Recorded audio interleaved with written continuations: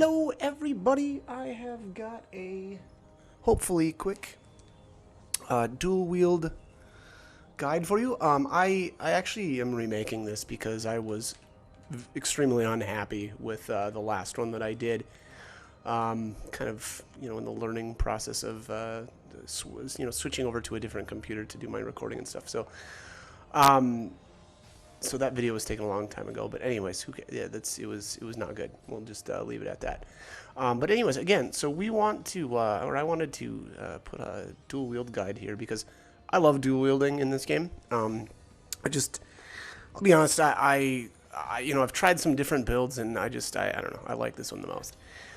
So what we're gonna do here is I actually reset my points, and keep in mind, so I've got, my character's at level 20. I did some leveling in Meridino's lab. You can check out my Meridino's lab leveling trick, I guess. I don't know, it's something like that. It's a longer video. Actually, it might even be split into two. But great place to level in the game. It's insane. You can get a lot more experience than you're really supposed to be able to get, I think, in this game. So check that out. Dual wielding works amazingly well, especially for that. I went in there at level 7 or something like that, and they're level 15 monsters or something stupid. So, and the reason why that is even doable is because wands cannot miss. That's, I would argue, their biggest advantage, but they're also ranged. So it's actually two really good things about it. So anyways, all right, let's get into it.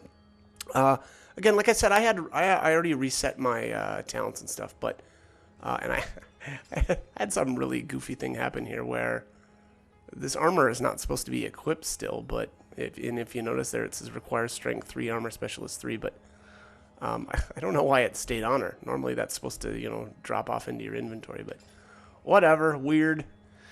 But anyway, so let's start with, I actually want to start with abilities first.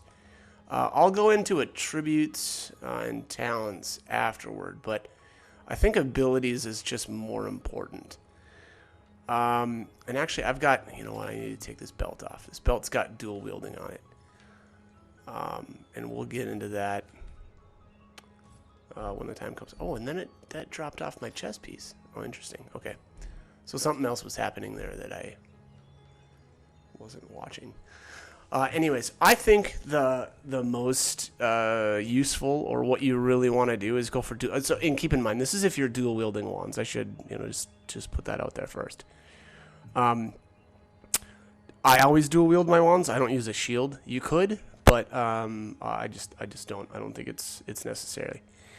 But anyways, so let's just take a look at dual wielding here. So dual wielding reduces damage penalty and total AP cost when wielding 2 weapons. And if you notice there, so it sets dual wielding damage penalty to minus 20% and reduces the cost of attacking by 1 AP. It's actually really important. Reason for that is because with low levels of dual wielding, if you are dual wielding, you won't be able to get many attacks off because it takes so much, because you've got such a penalty to your AP. So oftentimes, especially at the very beginning of the game, if you don't have any points in dual wielding, you'll be able to attack once, basically, and that's it. So this I would argue this is your most important thing to be putting points in, and I would go, I would keep saving your points basically every time you can. Like if you can't get into the next tier, I would just bank those points, just because, again, I feel like dual wielding is just so important to actually have this. So anyway, so let's put 1 point in here, and then I'm going to close out here just so that we can see it update on the character sheet. All right, so now at level 2, and that only took 1 point. The way that the skills work in this game is going from 0 to 1 only takes 1 point, but going from 1 to 2 takes 2 additional points for a total of 3. So it does get really expensive, and it's hard to break into the higher tiers, just because oftentimes you'll have to wait, to level, or you'll have to bank your points, which essentially just means not using them, until you've essentially banked enough and leveled enough to break into the next tier. So All right, so let's put our second point in here, which technically I guess is our third point. Sets dual. We'll take a look here. It says sets dual wielding damage penalty to minus 20%. So you're still going to get a 20% damage penalty, but it reduces the cost of attacking by 2 AP. That's a big deal. AP, obviously that's your action points per turn, and the lower you can reduce your cost of attacking, the more times you can attack in any given turn. So again, very important. So that's let's drop that second point in there. We'll save it, and we'll go back in and take a look at level 3. So here's where it starts reducing your damage penalty. So basically you get 10% extra damage out of this. Unfortunately, though, it keeps your your cost of attacking is still only reduced by 2. So let's drop that in there. Confirm the changes. Go back in, and we'll take a look at level 4. All right, so it removes dual wielding damage penalty and reduces cost of attacking by 2 AP. So again, same deal as last time. It's essentially just giving us a 10% damage increase. And I think level 5 is where it gets really good. Yeah, removes dual wielding damage penalty and reduces cost of attacking by 3 AP. Now, that's really expensive. Obviously we've already put in 4, 7, 10 points into dual wielding, and this would be 15 points if we go to level 5. Now, I'm actually not going to do that. I'm going to remove that point just so I can show you guys this. Kind of one way you can cheese this just a little bit is by getting one of these belts. Now, this belt is level 17, but I know you can get dual wielding belts much earlier than that. I don't know when, like at what level the belts will start having dual wield on them. I just don't remember. It's a little bit on the high side, though. Let me just see if I've got any other ones. Oh, that's a level 20. Oh, this is level 10. Okay. I mean, this might be the earliest. I mean, that's a level 10 belt. That's pretty early on. So that might be the case. So I mean, if that is the case, I mean, again, that's super early. So that's good stuff. And so the reason why I would say that that's a good idea is because, again, it saves you those 5 points, and going from 5 to 6 only gives you a 5% damage increase. So I mean that's really bad. Like 0.4 damage, like efficiency, I guess, if you want to kind of look at it like that. So again, I don't know that's like, you're level 20 and you've got all the crazy amounts of extra points to spend. Then sure, go ahead. But you can get more damage out of even just like one level of wands. And if you haven't touched wands, this is just not the way to go. So again, I would say, only go to level 4 dual wielding, get yourself a belt. Make sure you've got a dual wielding belt to get that 5th point. So the second ability I would say, wand is a good investment. Again, this basically just gives you a 10% damage boost every time you put a point in there. Let's see here. So you can get a wand or 1 point of wands on your armor, which is nice. I think that might be it, though. No, I think that's probably it. I don't think the wands themselves ever give like +1 to 1. I think it is just that. But I do have 2 points, so let me just see here. Character. Oh, my base is 1. Okay, that's why. So yeah, you only get 1 point off of your armor slot if you can find, armor that's actually got it on there. So yeah, again, I would say that one other thing though. So I mean, unfortunately, these ability points are hard to come by, and you're probably going to need to put some points in other things, specifically like your skills, where just say you want to heal. So put at least 1 point into Hydra Sophist, which, again, at early levels, this stuff is, super cheap. And, it really depends, though, on, and I should say that it depends really on how you want to go from here. I think that dual wielding alone is a very strong damage-oriented, path to go. But and here's where you have to make your decision where you have to, or I should say, you have to ask whether or not you want to use a lot of like magical skills and spells, or just swing your wands, because it doesn't really make that much sense to put a ton of points into like pyrotechnic and stuff if you're going to dual wield wands. It kind of defeats the purpose, because you're going to be casting your spells instead.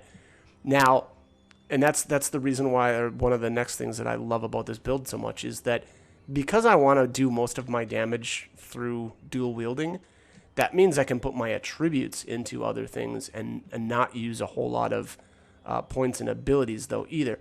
But I will say I like to go at least, I think it's 1 in arrow third, so I can get, I think it's, is it teleport?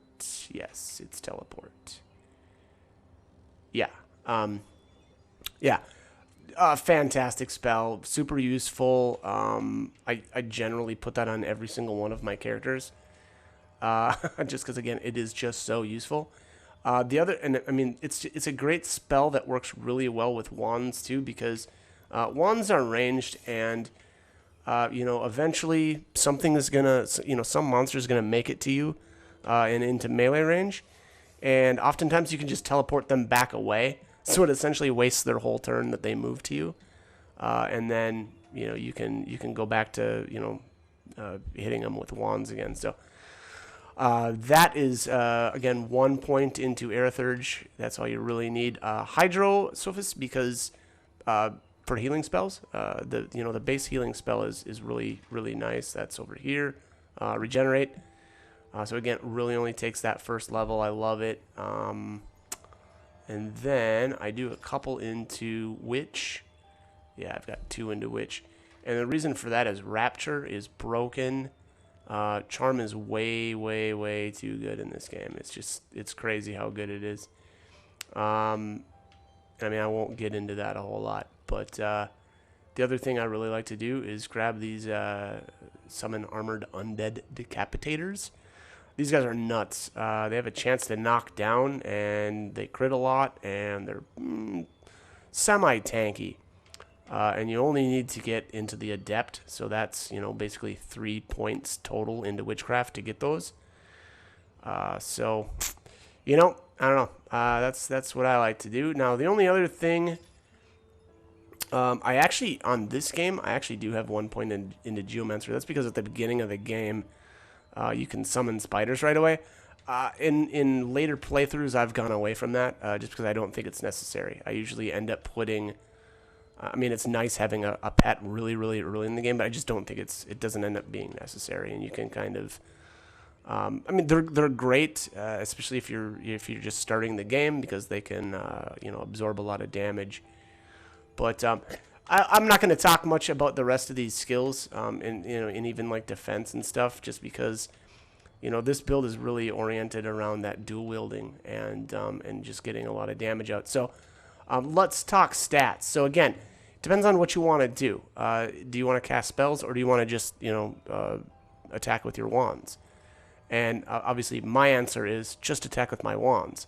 So And then the other thing that you're going to need to do is decide on what kind of armor you want to wear. Do you want to wear heavy armor? Do you want to wear light armor? I like to go heavy. It's just nice to have a lot of extra armor for when something actually does get to you, and that's kind of my recommendation with wands. Now, the reason why it works is because I'm not gonna put a ton of attributes into my intelligence stat, because I don't want to cast that many spells anyway. I do believe wands scale a bit off of intelligence, though. That was my... Oh, yeah. So, yeah, if you notice there. So, even this level 19 rod requires an intelligence of 7. I mean, that's almost nothing. You really don't need any points. Yeah, that's crazy low. So, that's really not something that you need to worry about that much. But, make sure you're hitting the minimums, I guess, on your intelligence. But yeah, all right. So let's take a look here. So I actually like to go kind of heavy strength. The great thing about strength too is that I mean it just lets you carry a bunch of junk too. So it's kind of like one of those added benefits. But most of the armor that I like to wear is based off of strength. Now, that said though, I do sometimes come across bracers that have dexterity on them instead. But this one's a strength bracers. So oops, I'm on the wrong character. There we go. Okay. So yeah, this is with my stats way down.